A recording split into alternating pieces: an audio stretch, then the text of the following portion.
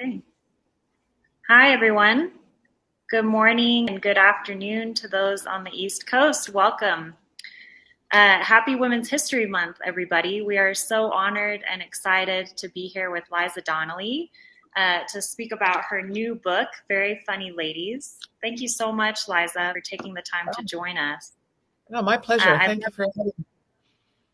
Oh, it's our pleasure. We're so honored to be in collaboration with you and to have you partner with ShePlace and bring your artistic know-how and just unique point of view to ShePlace and to SheMoney. Thank you so much.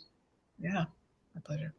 So perhaps I'll just start by introducing myself. Hello, everybody. My name's Madison Lemansky. I'm COO of ShePlace. I'm here in our offices in Park City, Utah at Kiln. I have Jackie Zahner, our founder, with us, and Shayla Smith from our marketing team, and we are just so honored to have all of you join us today. Just a word about ShePlace. ShePlace seeks to actualize a world where all women are valued, resourced, and thriving, and we believe wholeheartedly that our individual prosperity is connected to the prosperity and well-being of all other women plus. And we use Women Plus really intentionally to include all non-binary folks, trans women, and gender fluid individuals. We support supporting Women Plus in all aspects of their well-being and most especially their professional and financial lives.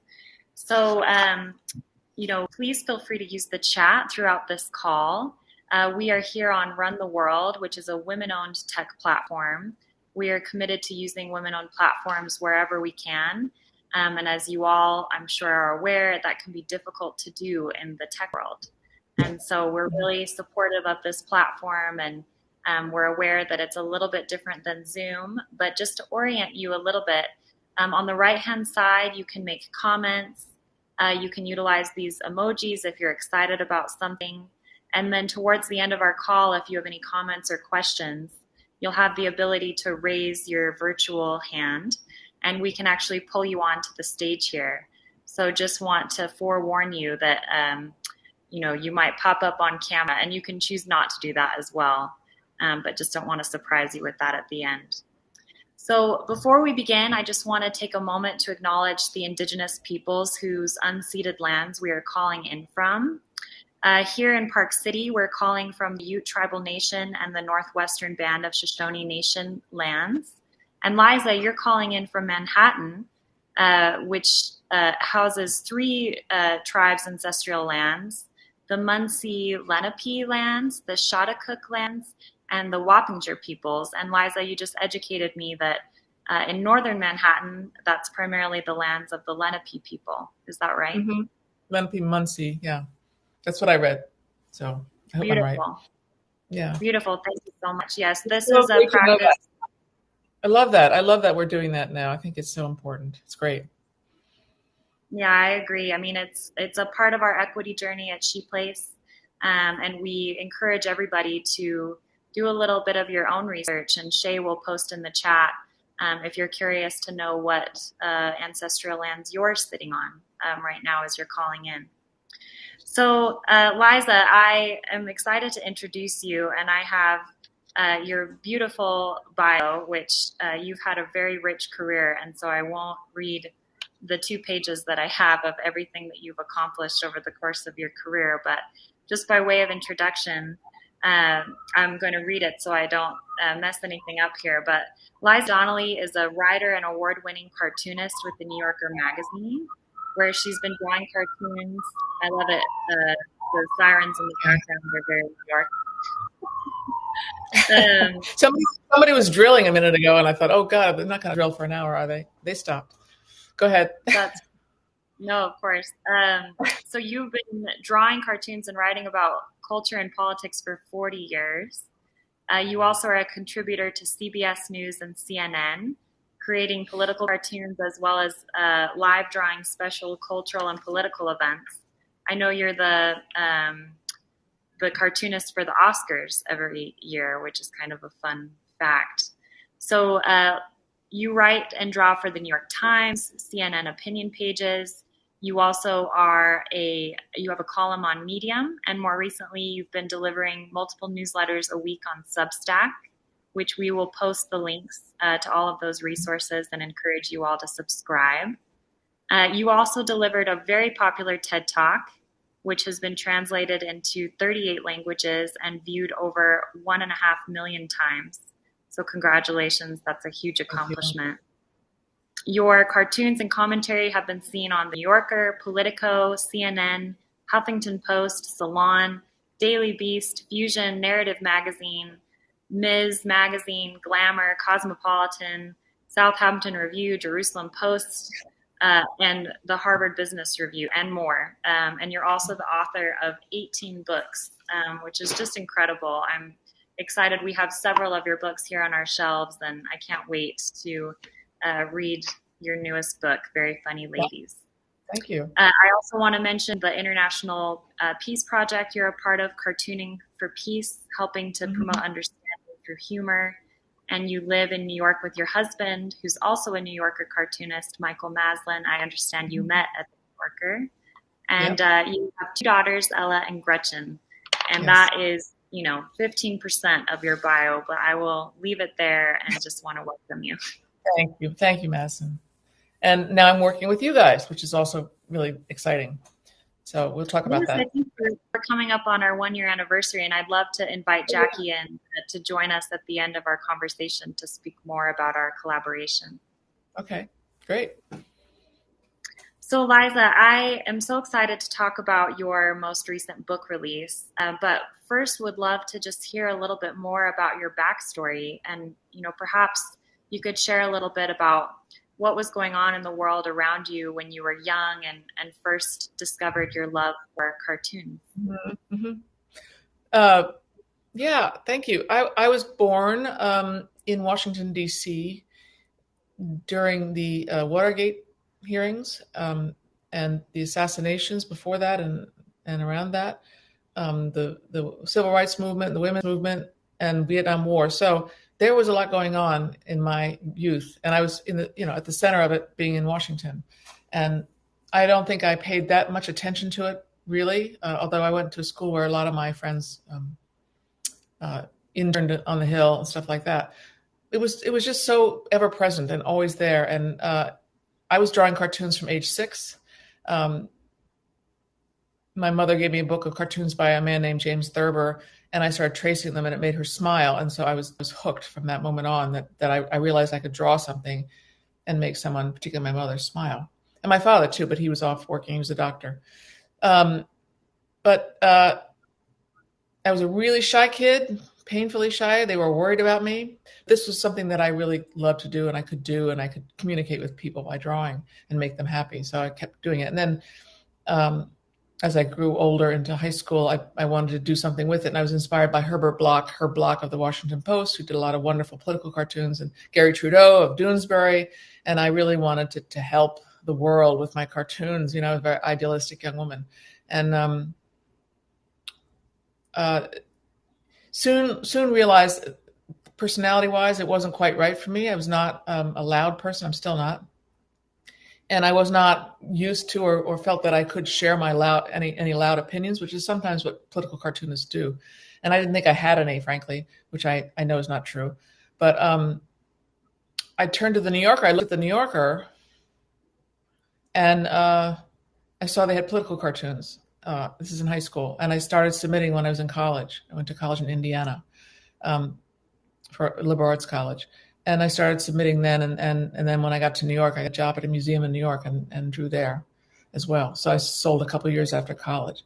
But I was raised by a great mother and father who supported me in what I wanted to do. And I grew up in a time in our country where, right post the second wave of feminism, where I was not an activist feminist. I always believed that I was a feminist, and I am a feminist. But I just was going to do my own thing. I was going to do what I wanted to. And thanks to them, I felt that I could. Had I been born in the 40s, I probably wouldn't have even considered becoming a cartoonist. It would not even been something that I felt I could do. But I think the freedom that we were feeling a little bit from the second wave of feminism made us feel we could do more things. And my father was he was an early feminist, because he would take me as a young kid. This is not really very common in the 50s and 60s. take me to baseball games, take me fishing, take me bird watching, try to teach me golf, stuff like that. So he made me feel that I could be anything. My gender was not restrictive. So I was always thankful to him. And he also told me, I think I told you this story the other day, that when we moved to a new house, he said, "What color do you want your room to be painted?" I was about 6, I think. And I said, "Oh, pink." And he said, "You don't want pink. Let's paint it yellow." And so I always thought that was an annoying thing for him to do, the arrogant father telling me what color I want in my room. But I think he probably saw that I thought that I was supposed to want pink because I'm a girl. So I think he was pretty smart. So he was a That's wonderful beautiful. guy. Yeah. Just about your parents supporting kind of a new Yeah. way of, not new, but a different way of expressing your girlhood in a way. And I'm just Hmm. interested to hear that a lot of your early models were male cartoonists. Did you Yeah. see many women cartoonists at that point in your No, life, or were you aware of them? no, I didn't. Of course, I wasn't really looking for them, Madison. I was just wanted to be a cartoonist and just being inspired by James Thurber and Charles Schulz and Gary Trudeau was all I really needed at that point in my life. And I think when I got a little bit older, in college, I began to search out a few of the women creators. I knew about Nicole Hollander, who was doing a strip in Chicago about feminism. Not She syndicated herself because she could not get a syndicate to distribute her work. Um, and then a woman in France, Claire Brichet, was also doing feminist work. And then there were underground women that I didn't really know about at the time that were doing um, forward-thinking cartoons. And I sort of knew about the New Yorker. The New Yorker I knew it had some women in the past in the 30s, but I didn't know much about them at the time, and I didn't seek them out. I would do my own thing.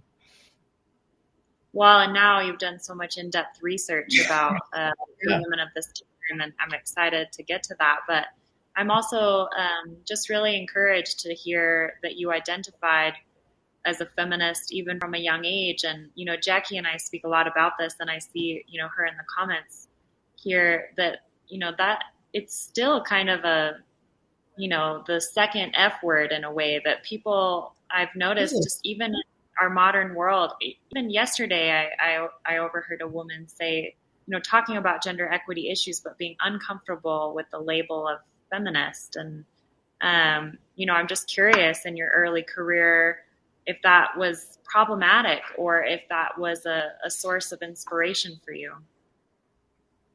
I'm sorry to hear that you're still hearing it. I'm not. I mean, if I really thought about it, I probably would realize that that's true. That I did a cartoon. I don't know if it's in our.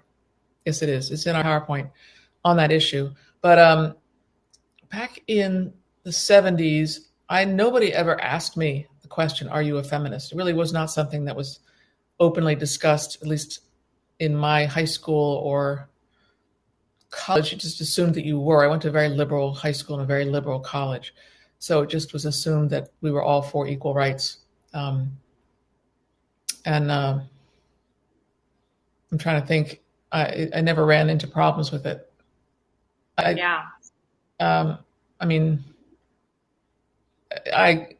It's so sad to me that people still think, women and men still think, that feminist is a negative word, or it it conjures up these images of angry women who hate men and don't shave their legs and whatever. It's not fair. It's not really true. It's not true. And then feminists can be men too, and they are. They're great allies. We have great allies. So we just have to keep Yeah, talking about it. Hmm. I agree. Well, Yeah. and I'm curious, you have had a long career, 40 years is a significant amount of time. I'm curious what changes you've noticed within your own industry, as it relates to women cartoonists, or maybe the topics that I don't know if you've noticed a difference between the topics men are willing to tackle versus the topics women are willing to tackle, or, if a cartoon is kind of a place where gender can kind of be set aside and it's about the image and um, Hmm. the social commentary of the image, or if it's just Hmm. what your observations are around that. Hmm. It's a complicated issue, and I'll focus on the New Yorker because that's what I know best. But I'll just preface this by saying that political cartoons are much more imbalanced in terms of gender and race too than the kind of cartoon I do, which is single panel, mostly single panel cartoons about life. Sometimes they're political, but there's more women in that field, and there always have been more than political. Um, so, like I said, when I started, I didn't think about gender. I just wanted to be a cartoonist. I wanted to draw what I wanted to draw, and it was about all of life. I did not consider, even though I wanted to be a political cartoonist. It's more about, like, the first political cartoon that I drew was about Walter Mondale and that election in 1984. So it was not really about gender. Um, and the cartoons around me were also not really about gender in the 70s at the New Yorker. They were, if they were, it was about marriage, and there were no feminist cartoons per se. Uh, and I think, I don't know if you want me to get to talk about the changes that I saw when I started, or I've looked back on now and see the changes. But in 1973, the New Yorker hired a new cartoon editor. There had not been any women drawing cartoons in the middle of the last century. There just weren't any at the New Yorker. They had dropped off, and there had been some in the 1920s and 30s. But for many reasons, they weren't there in the 50s and 60s. But the new cartoon editor, he came in 73, and I interviewed him for my book, and I said, "Were you looking for women cartoonists?" He says, "No, I was looking for new ways to approach humor." So I think that's true in all the creative arts, that if you sort of look at, if you break away from the standard or the norm of what's considered good in a field, you often will open it up to other people that have a different way of approaching the field or the creative process. So he did that, and he found this woman named Nurit Karlin, who was an Israeli cartoonist who had moved to New York to study animation. And her work was very simple lines, quiet, without captions. And then he also brought in Roz Chast, who many readers know her and her work is very different than anything that anybody'd seen before in the magazine. And he brought in me, and he brought in another woman named Roz Anango. And we were there. We started in the late 70s, and Nurit has died, and I don't know what happened to Roz Anango, but Roz Chast and I are still hanging in there, still doing what we do. And now there's equal number of men and women drawing cartoons at the New Yorker. Equal, it's great. And that was, go ahead. I was just going to say, I read in your book that that balance of, that tipping point of more women cartoonists than men only occurred in the last 3 or 4 years. Is that right? Yeah, right. Well, like I said, there were 4 of us when I started, and then sort of slightly increased in the 80s a little bit. Other 3 or 4 people who identified as women, and then it stayed about 8 for many years. And then in 2017, the New Yorker hired a new cartoon editor, and she's a woman. And I think Emma Allen is her name, and she and David Remnick, who's the senior editor, I think worked really hard, or he gave her the charge to try to really increase the diversity in terms of gender and race and ethnicity. And she has. And I think that just speaks volumes to the fact that we can't just wait for things to happen. We have to be proactive to try to make either whatever it is more hospitable for those who are different to come in, or actually seek them out and find them and invite them. So it's great. Important. Yeah, that intentionality is so important. Well, and I love what you said too, just about even breaking away from the American perspective, which I think the American viewpoint is so prevalent in so many parts of the world, that to bring in not only people from different racial and ethnic backgrounds, but who grew up in a different part of the world, I think adds a lot of richness to what the media would take in. Well, perhaps, Liza, we could take a moment to look through some of your work, and you could speak directly to your pieces and what inspired them. So let me just pull up here a presentation you've kindly put together for us. Can you see our presentation here? Okay, wonderful.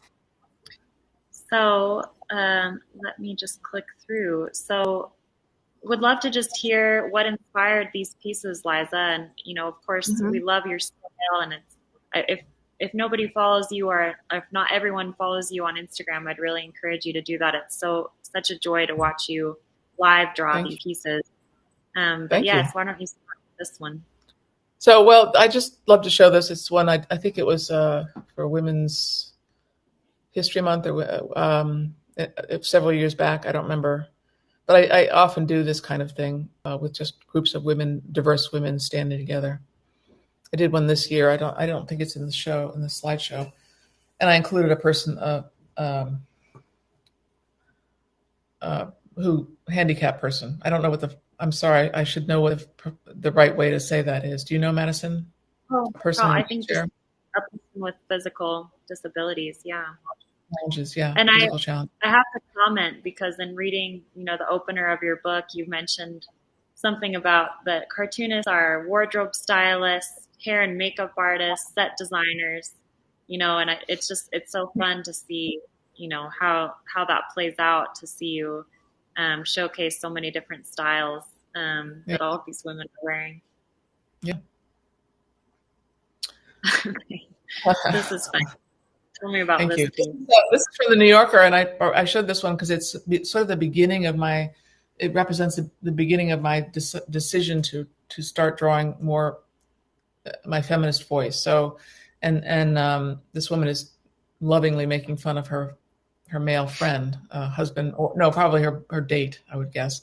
Um, and that, I mean, in my early career, I just drew people and I didn't think about their gender. So I just, usually every man in my cartoon was a man. I wasn't thinking about it, but at some point it just clicked in my brain, like, why don't I make them all women and make them talking?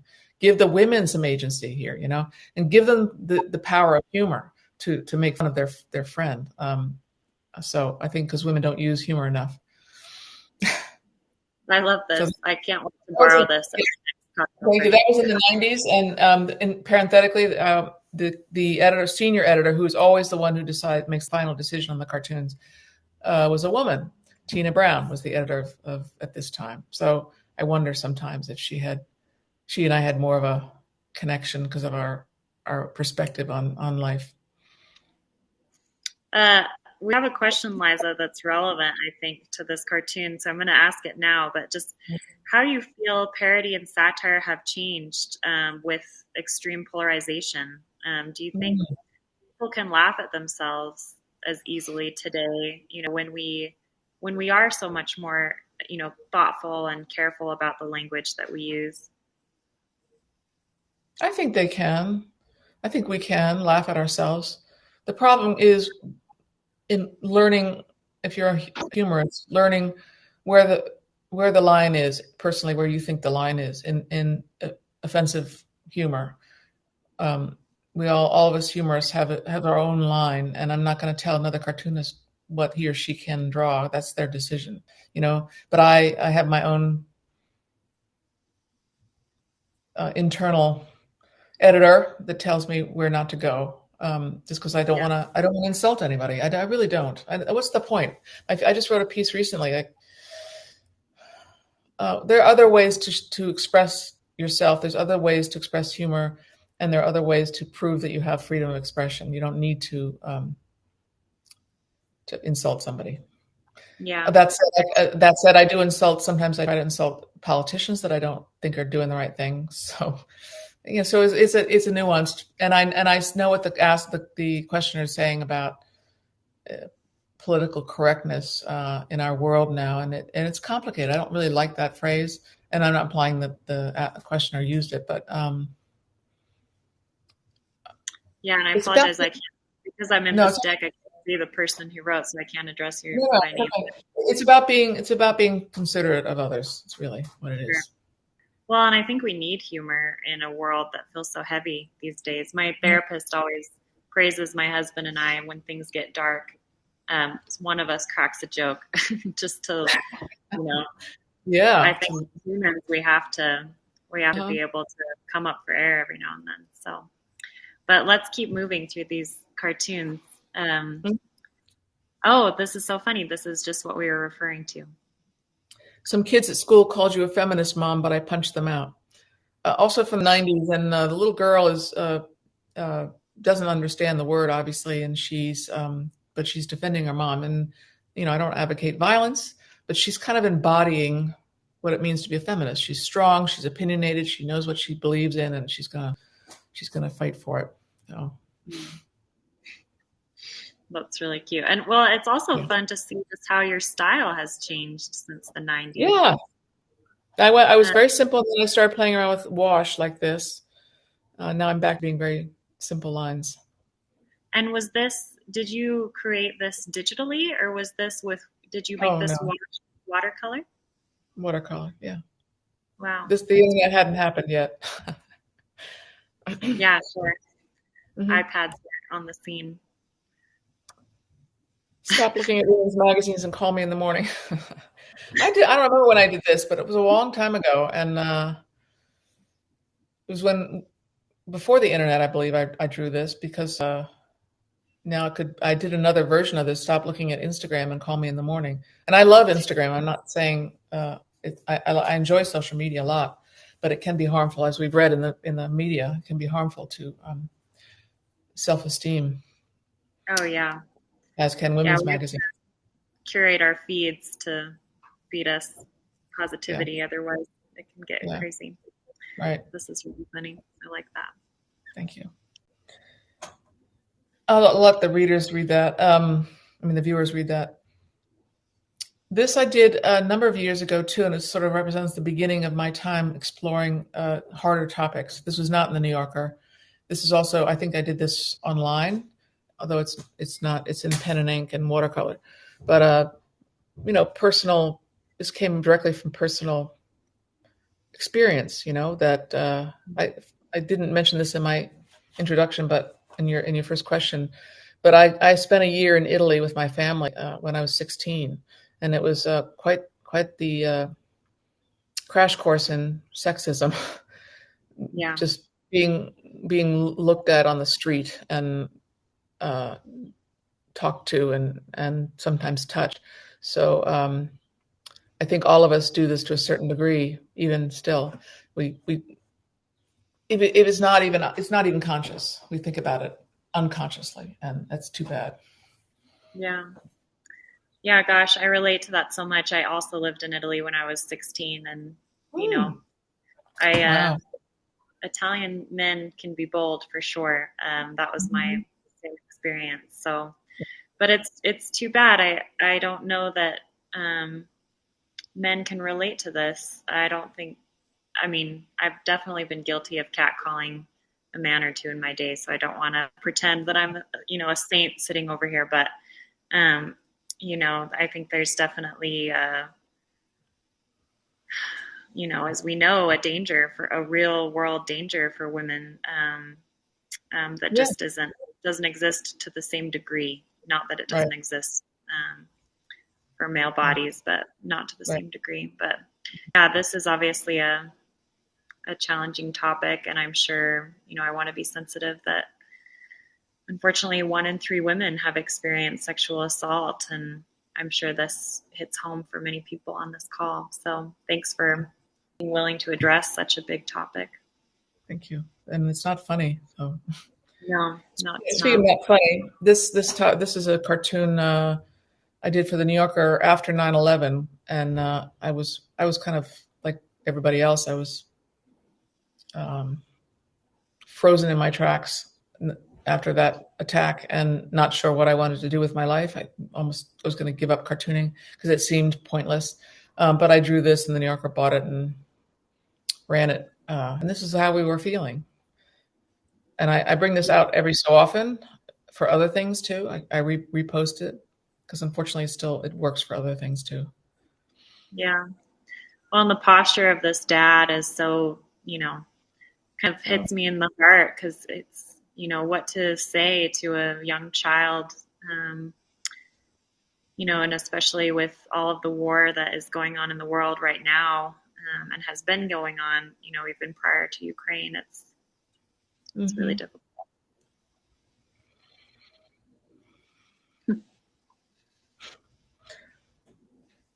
This was drawn in the about 10 years ago, maybe 8 years ago, when that phrase "war on women" was being bantered about in the news. I forget what the catalyst for it was, but I just put it in the cartoon. Mm. Yeah. Well, and tell me more about the intention behind this. Is it a call to action, to ask all of us what we're doing to um, Maybe. stand up It's for yeah. I women? think, I often use children in my cartoons to talk about political things that are difficult to put in grown-ups' mouths. Um, and this little girl is very naive in thinking that they're actually she's heard the phrase "war on women." She's like, it's also a play on "what did you do in the war, Daddy?" You know that old adage. Tell me about what you did in the war, Daddy. But this is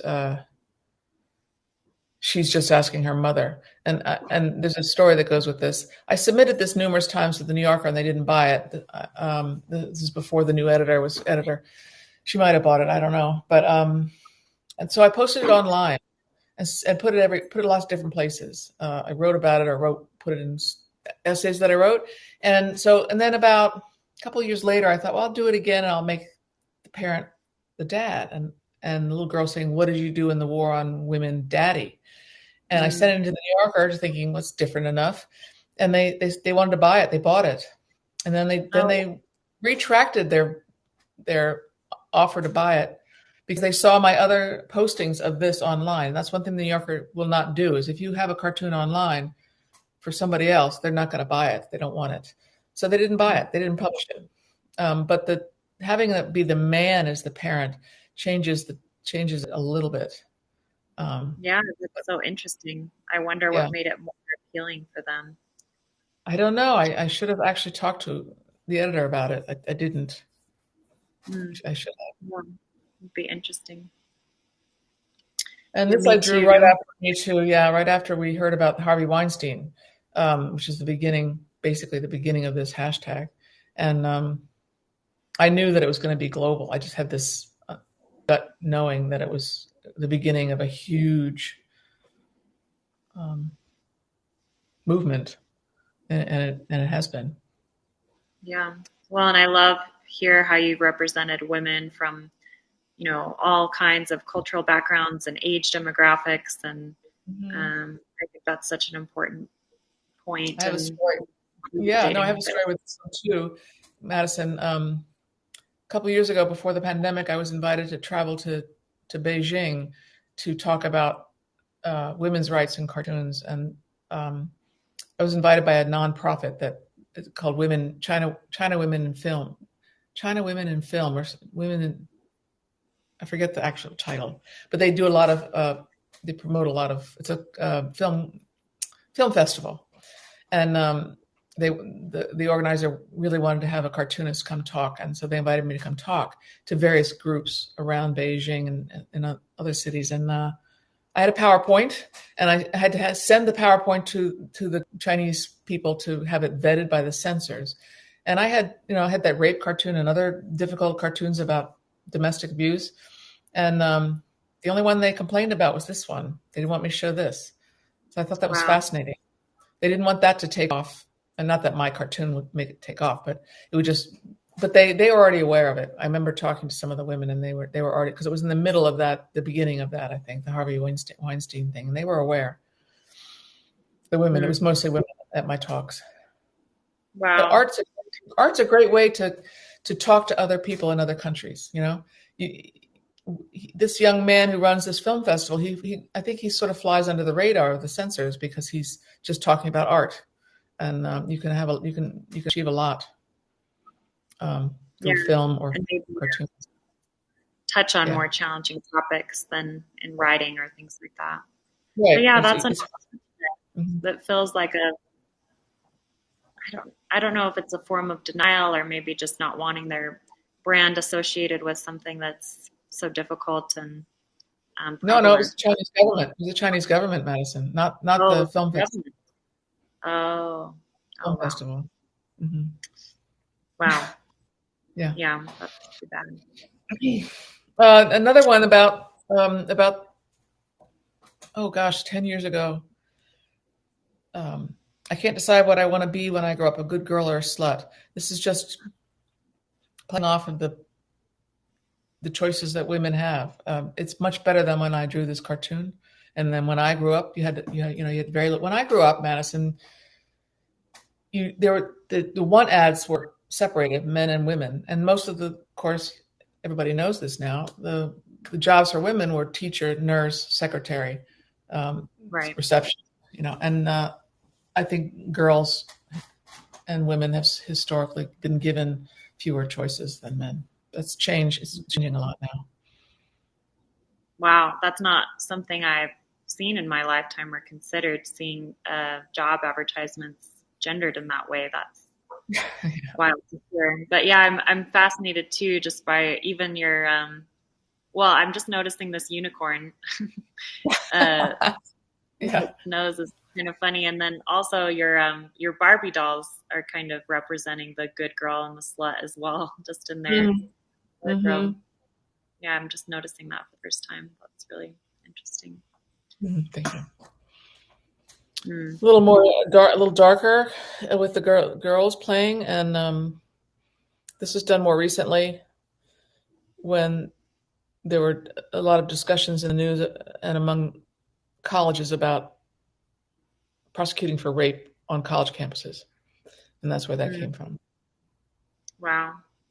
Yeah, actually, my first intro to Jackie before I even knew her, there's this film called The Hunting Ground. I don't know if you've Oh, I seen get it. it. Just I've seen it. Mm-hmm. she's one of the producers on that film, and I actually wrote a paper about it. And when we started working together, I sent her the paper. I was like, "Look, I loved your work before I even knew you." But it's such a huge issue all over this country, and I'm sure worldwide, and Mm-hmm. just the reality that so many young girls will experience rape someday is just heartbreaking. It's hard to swallow. Yeah, and really poignant in this cartoon. Thank you.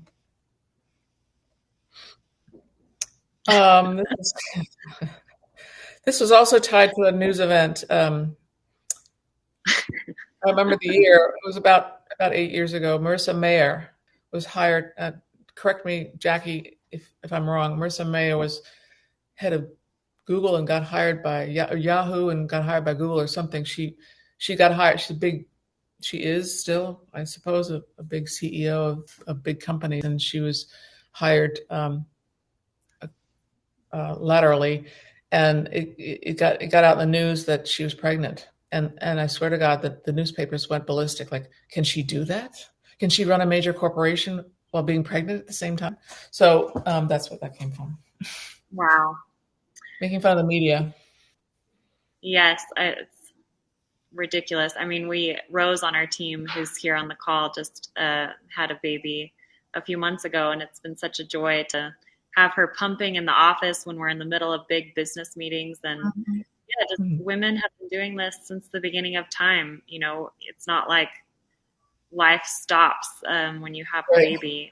Yeah. So this is hilarious. I love the woman leads board meeting while menstruating. It cracks me up. Do you remember the NASA astronauts, the women? They said that before they went on like a 2-day trip out up into outer space, the NASA people said to them, "Well, how many tampons do you need? Would 100 work?" Like, for 2 days. Men just Wow. don't understand. Men don't understand, and they don't take the time. Many men. I love men. I'm not going to categorize them all in one fell swoop, but they don't. So many of them don't take the time to understand. Yeah, menstruation is not talked about often enough. Happily, I'm excited to share in Utah, legislation just passed to have menstrual projects or products available in all of our elementary schools. That's so great. Um, so that's kind of an exciting Utah update. Yeah, Um, great. yeah, called the Go Period Utah. Project.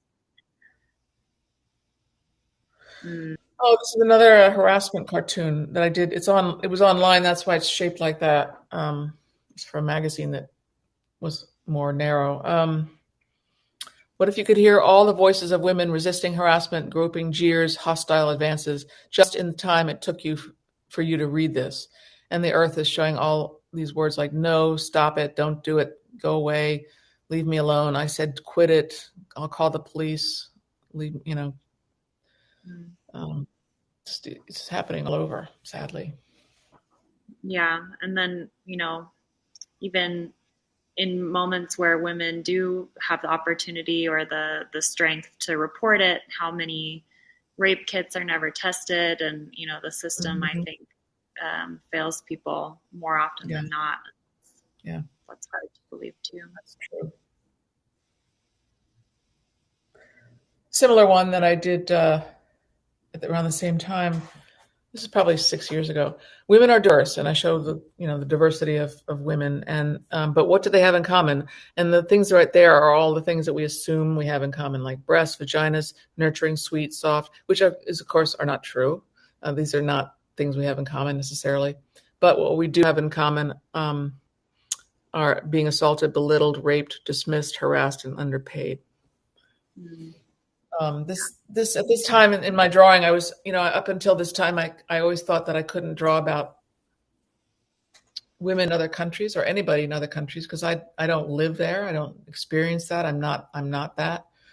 So I just stuck with what I know, being an American woman, drawing for the New Yorker, upper middle class readership, right? And then I thought more and more about it, and this is what I came up with. That unfortunately, we all have the same, to different degrees, of course, in different countries, the same Sure. experience. Yeah. Yeah, this is tough stuff, Liza. I It is, but I think, know. the medium is a way in, a way It's to true. start a difficult conversation. It's so important. Thank you. Yeah, that's what I thought. The cartoons are easy on the eyes. So this was another one at the same time, Every Day of Women's Rights. So I'll read them to you because it's hard to read. Woman on the left saying, I only had to ask for help around the house 340 times, not 345 times. And the women in the boardroom are saying, I only got passed over for promotion twice, 3 times. So yeah. Uh, the next one is only 11 times instead of 13 was I called it's hard to say these words out loud. A cunt, a bitch, a whore. And then this woman says, I only got harassed on the street 29 times, not 31. And my boyfriend only hit me 6 times, not 7.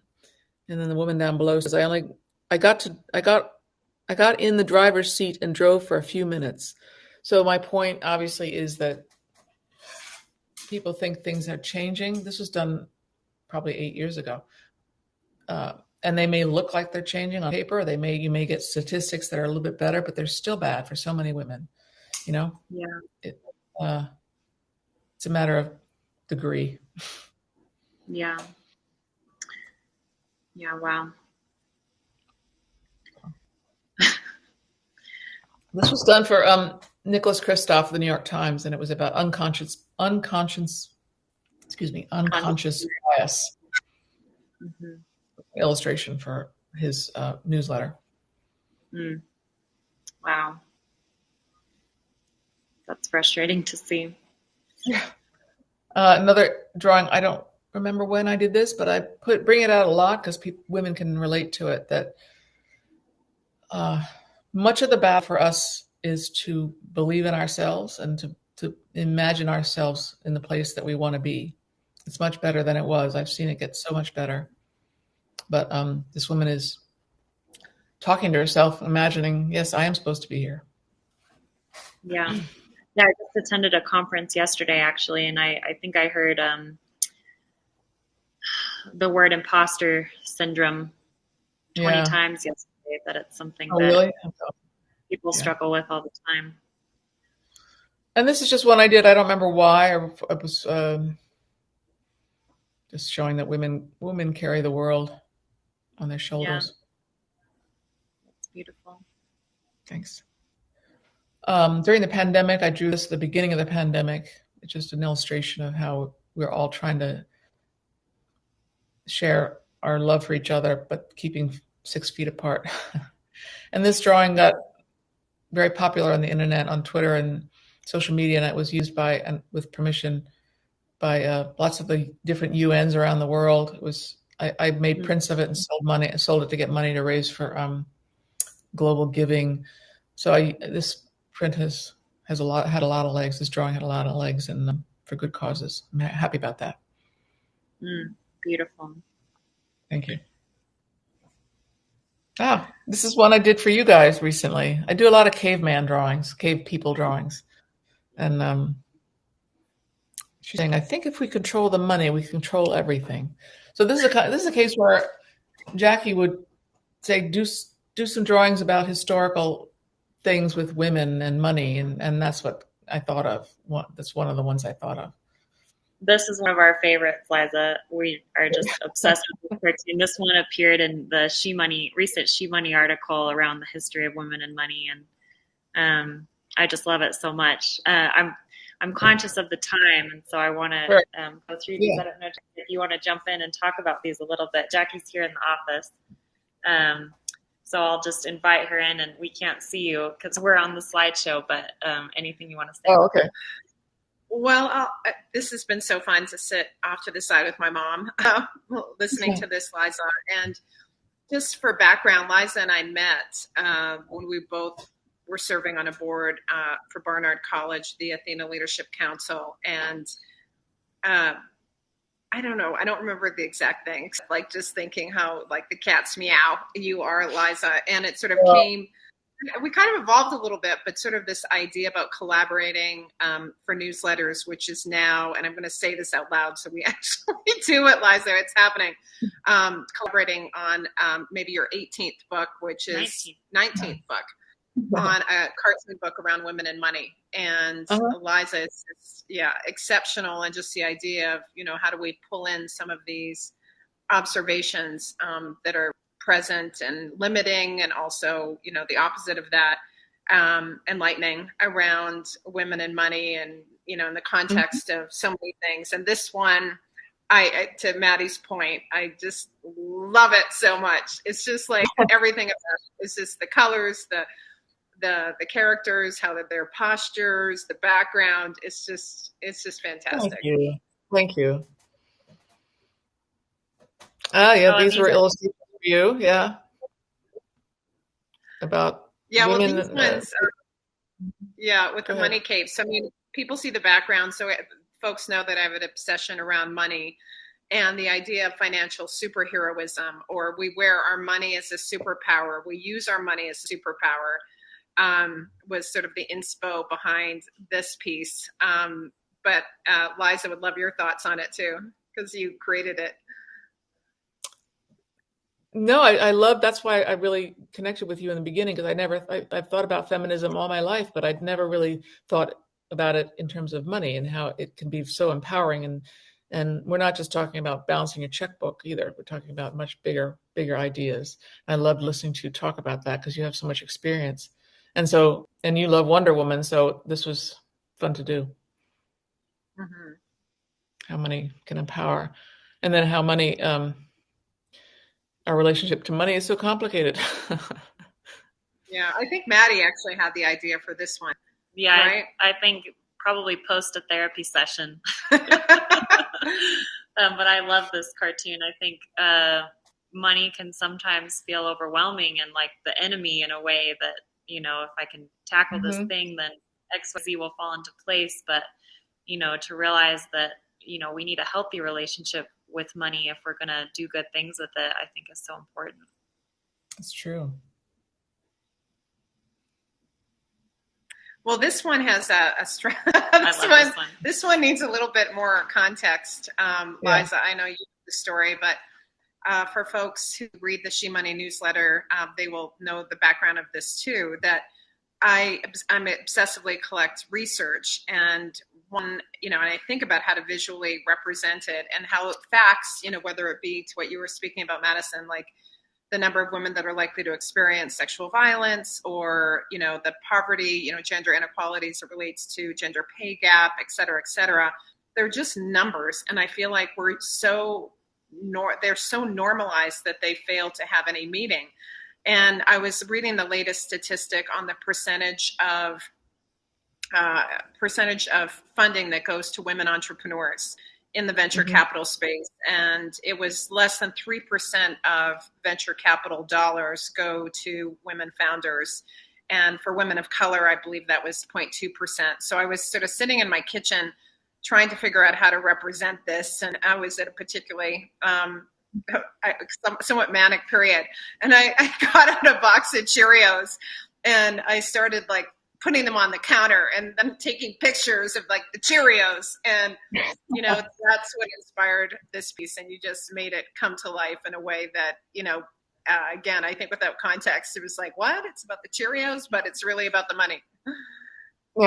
Yeah. Sometimes illustrations are indirect in their messages, but it's obvious. I love it so much. Well, we had to include this one just because it's hyper local for us here in Salt Lake City, but you know, we struggle to.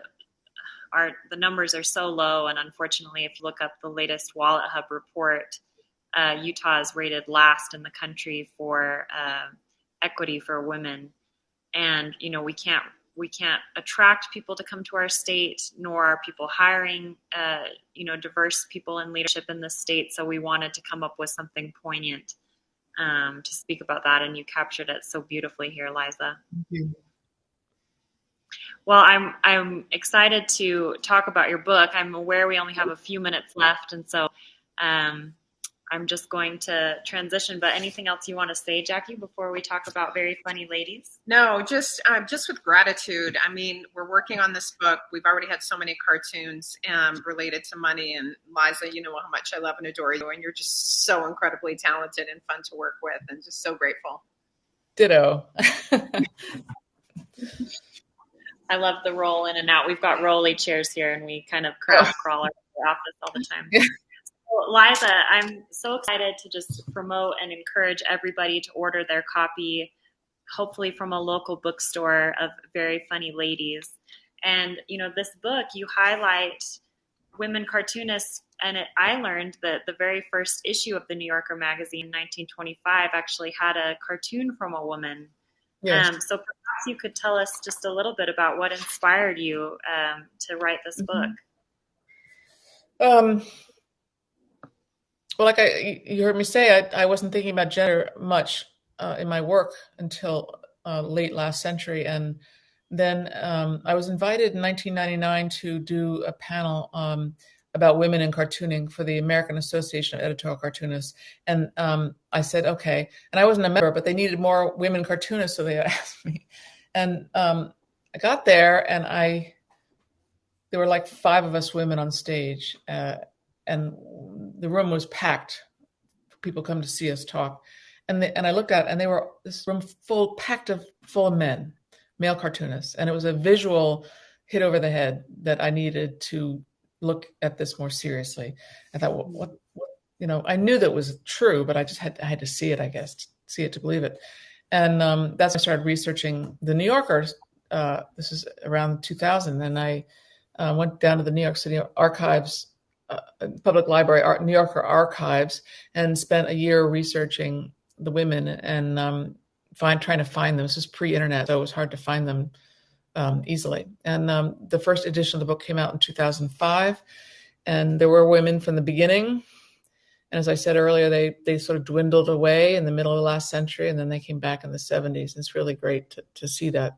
I believe that arc follows the waves of feminism. So you get the suffrage in 1920. There were women creators out and about doing their thing, expressing themselves, wanting to be a part of the mix, and the New Yorker brought them in. And then as the country got more closed down for gender equality, it really wasn't that equal in the 20s either, but it was sort of, there was hope.